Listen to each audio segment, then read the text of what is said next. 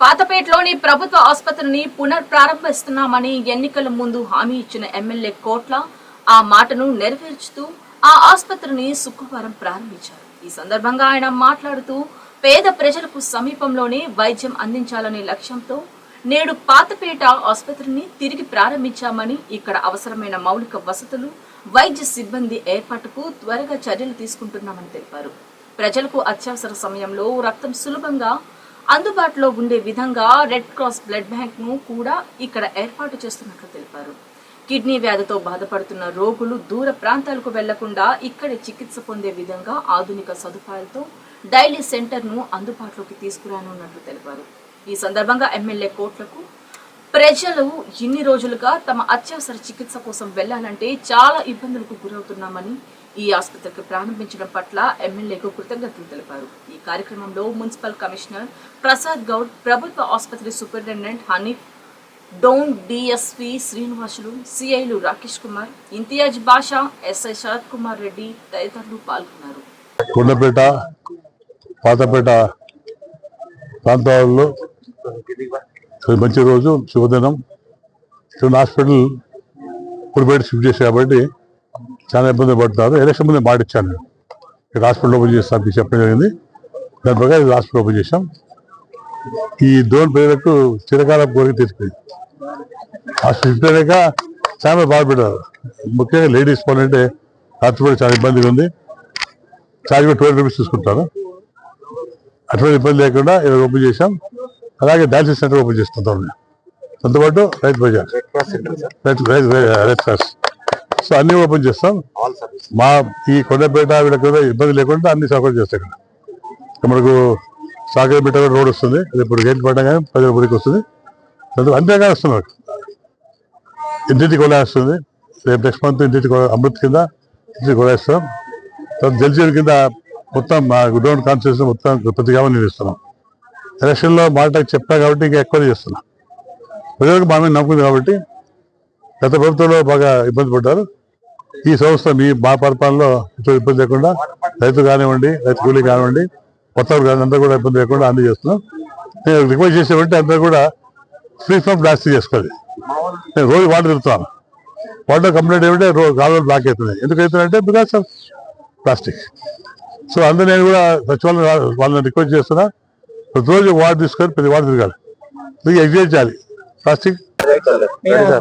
ముఖ్యంగా ఈరోజు ఈ దినం మనం అర్బన్ సెంటర్ ని షిఫ్ట్ చేసుకోవడం జరిగింది. అది ప్రజలు చాలా మంది మాకు అప్లికేషన్స్ ఇచ్చినారు, మాకు ఇబ్బంది కలుగుతుందని చెప్పి అభ్యర్థన చేసినందువల్ల పాతపేట ప్రజలు పూర్తిగా వారి సహకారం మాకు ఉంది కాబట్టి ఈరోజు సూపరింటెండెంట్ గారు, మన డిఎంహెచ్ఓ గారు నిన్న వచ్చారు. నిన్న కలెక్టర్ గారు కూడా ఇన్ఫర్మేషన్ చెప్పి మేడం కూడా సానుకూలంగా స్పందించి మాకు అర్బన్ సెంటర్ షిఫ్టింగ్ కు ఎంతో తోడ్పాటు ఇచ్చారు. కాబట్టి షిఫ్టింగ్ ఆఫ్ అర్బన్ సెంటర్ మా ట్రాక్టర్స్ నుంచి మా వర్కర్స్ ఏదైతే ఉందో ఎక్విప్మెంట్ అంతా ఇక్కడికి షిఫ్ట్ చేయడం జరిగింది. ఇంకా మేము అభ్యర్థించేది ఏంటంటే ముందు ఎవరైనా డోనార్స్, స్పాన్సర్స్ ఎవరైనా ఉంటే కార్పొరేట్ సోషల్ రెస్పాన్సిబిలిటీ కింద మీరు బ్యాంక్స్ అయితేనేమి, కంపెనీస్ అయితేనేమి మనకు ఎన్నో ఉన్నాయి, మీరు మీ పేర్లు వేసి మాకు ఫ్యాన్స్ కానీ తర్వాత ఏ చిన్న వస్తువు ఇచ్చినా, ఒక బకెట్ ఇచ్చినా కూడా వాళ్ళకి పేరు రాసి మేము తీసుకోవడానికి రెడీగా ఉన్నాం. కాబట్టి ఈ పాతపేట ఇక్కడ అర్బన్ సెంటర్ను ఇంకా రాబోయే కాలంలో అన్ని సర్వీసెస్ కూడా, అంటే ముఖ్యంగా ఇప్పుడు గర్భవతి స్త్రీలు ప్రతి మంత్ ఇంజక్షన్ వేసుకోవడానికి ఇబ్బందిగా ఉంది. 200 రూపాయలు, 100 రూపాయలు ఖర్చు అవుతుందని చెప్పి ఆ 100 బదులు వాళ్ళు ఇక్కడే ఎక్కడో ఏదో ఆర్ఎంపీ డాక్టర్లు వాళ్ళని చేసుకుంటున్నారు. కాబట్టి ఇక్కడ పూర్తిగా ఎంబీబీఎస్ డాక్టర్ ఉంటున్నారు.